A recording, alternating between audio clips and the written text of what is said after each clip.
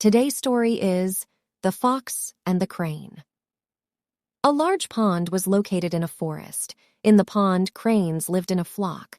All the cranes lived on the fishes in the pond and lived happily. A cunning fox named Tricky lived in the same forest. Tricky used to go to the pond and catch fish. Every day, a crane named Whitey helped him.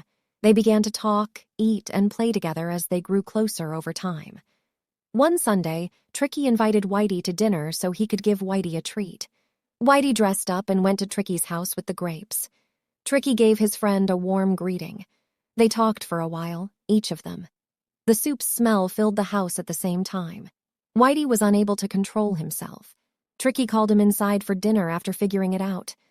Tricky put the soup into 2 dishes and set them on the table because he wanted to play with Whitey. Whitey was shocked to see the soup on the plate because he was excited to try it. Tricky started to enjoy the soup as Whitey looked confused.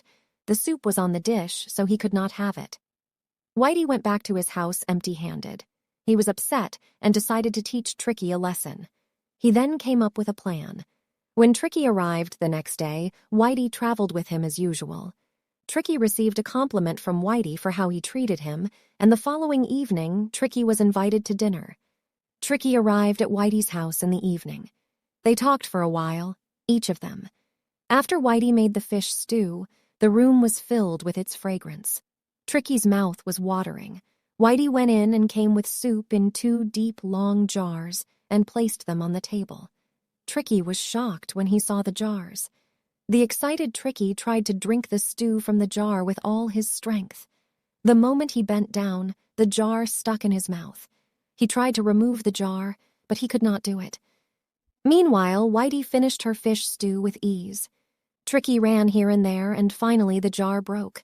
Tricky was unable to eat anything, was forced to return home feeling unhappy and humiliated. He understood that the crane had now been punished for his rude actions. Now I've served him well, the crane reflected. She was able to get her revenge. The following day, the fox apologized to the crane for his behavior, admitted his mistake, and vowed never to act in such a way again. He said, "Excuse me, my friend. I've learned a valuable lesson, and from now on I'll act honestly and stop playing smart games." The fox was forgiven the fish stew by the crane. The fox was surprised and joyfully screamed. They rebuilt their friendship and lived together. Moral: treat others as you would like to be treated.